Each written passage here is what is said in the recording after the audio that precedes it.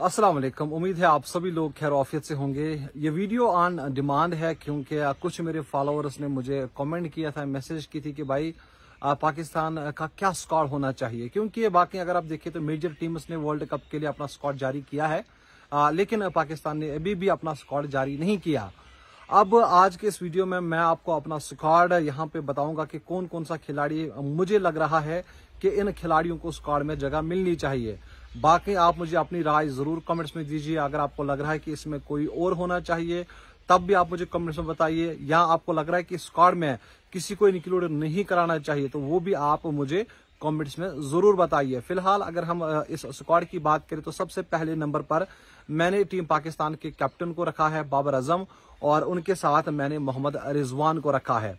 और इन दोनों को मैं अपनी टीम में ओपनर भी देखना चाहता हूं। वो इसलिए क्योंकि जब से बाबर और रिजवान की ओपनिंग पार्टनरशिप जब से खत्म हुई है उसके बाद से काफी जो कॉम्बिनेशन है वो पाकिस्तान ने ट्राई की है, हालांकि अभी तक किसी भी कॉम्बिनेशन को कामयाबी नहीं मिली है। नो डाउट आपको T20 क्रिकेट में सबसे ज्यादा पावर प्ले में रन्स बनाने पड़ते हैं, लेकिन अगर आप देखेंगे तो इस वक्त पाकिस्तान के पास और कोई ऑप्शन भी नहीं है।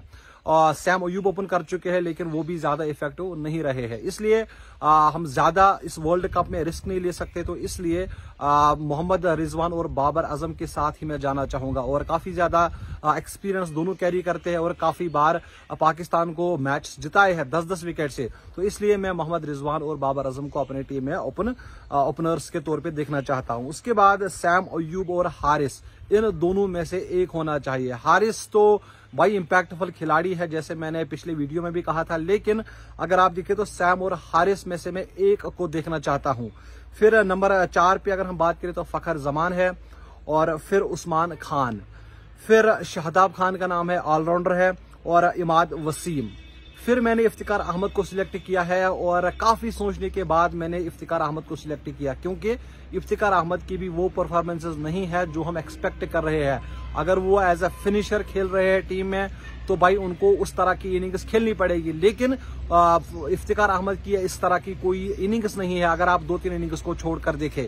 अब इफ्तिकार अहमद को मैंने इसलिए सिलेक्ट किया है क्योंकि एक तो आपको बॉलिंग का ऑप्शन भी प्रोवाइड कराते हैं, और वर्ल्ड कप में हमने देखा था कि उनकी जो बॉलिंग है वो काफी अच्छी रही है, और पाकिस्तान के पास इस वक्त इस तरह का कोई और बल्लेबाज भी नहीं है जिसको आप सिलेक्ट करते हैं। तो फिलहाल आखिरी चांस में इफ्तिकार अहमद को दे रहा हूं अपनी टीम में।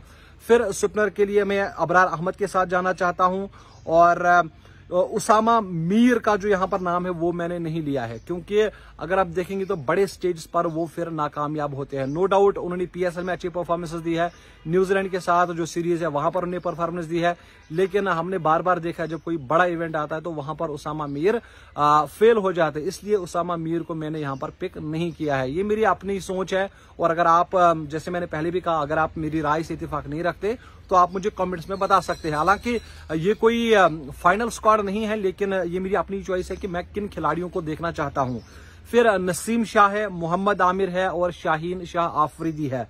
फिर मैंने वसीम जूनियर को भी यहां पर पिक किया है, और वो इसलिए क्योंकि जो लास्ट वर्ल्ड कप जिसमें पाकिस्तान के बॉलर्स को काफी ज्यादा कुटाई पड़ी थी, मार पड़ी थी, वहां पर भी वसीम जूनियर ने काफी अच्छी गेंदबाजी भी की थी, और नंबर 8 पर वो आपको बल्लेबाजी भी करते हुए नजर आएंगे, इसलिए वसीम जूनियर का नाम मैंने रखा है। फिर हारिस रूफ और जमान खान में से मैंने एक को चुना है। अब हारिस रूफ इंजर्ड थे और इंजरी से वापस आए तो भाई कमबैक इंजरी के बाद करना काफी ज्यादा डिफिकल्ट टास्क है, कोई बड़ा बॉलर ही क्यों ना हो, तो इसलिए मैं जमान खान और हारिस रूफ में से एक को देखना चाहता हूं। फिर आखिर में मैंने आमिर जमाल को रखा है, और आमिर जमाल को इसलिए रखा क्योंकि पाकिस्तान के पास कोई फास्ट बॉलर ऑलराउंडर नहीं है। एक तो आपको फास्ट बॉलिंग का ऑप्शन भी प्रोवाइड कराते हैं, साथ ही साथ ये बल्लेबाजी भी कर सकते हैं, वो हमने PSL में भी देखा एक इनिंग्स जो उन्होंने शानदार खेली थी, तो इसलिए आमिर जमाल को मैंने रखा। अब इसमें 3 खिलाड़ी है, एक आजम खान, एक आपका मोहम्मद अली और सऊद शकील।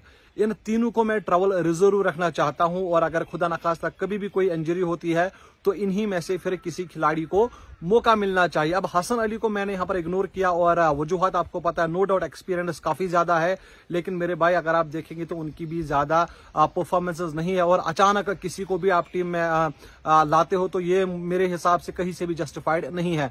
फिलहाल आप मुझे बताइए आप इस स्क्वाड से कितना खुश है, आप कितना रेट करते हैं। अगर आपको लग रहा है कि इसमें कोई और ऐड होना चाहिए तो आप मुझे बता सकते हैं। साथ ही साथ इरफान नियाजी का भी नाम मैं लेना चाहूंगा। उनको भी मैंने फिलहाल स्क्वाड में नहीं रखा है। वो इसलिए क्योंकि अगर आप कोई बड़ा इवेंट खेलते हैं तो आपके पास कम से कम एक्सपीरियंस होनी चाहिए, कम से कम 10-15 मैच आपने खेले हो। लेकिन अभी तक इरफान नियाजी ने वही 2-3 मैच खेले हैं और इसलिए मैं उनको इस स्क्वाड में जगह नहीं दे पा रहा हूं। वो इसलिए क्योंकि उनकी भी ज्यादा एक्सपीरियंस नहीं है। फिलहाल आप इस स्क्वाड का जरूर आप रेड कीजिए। आप मुझे इजाजत दीजिए। आप अपना बहुत सारा ख्याल रखिए। अल्लाह हाफिज।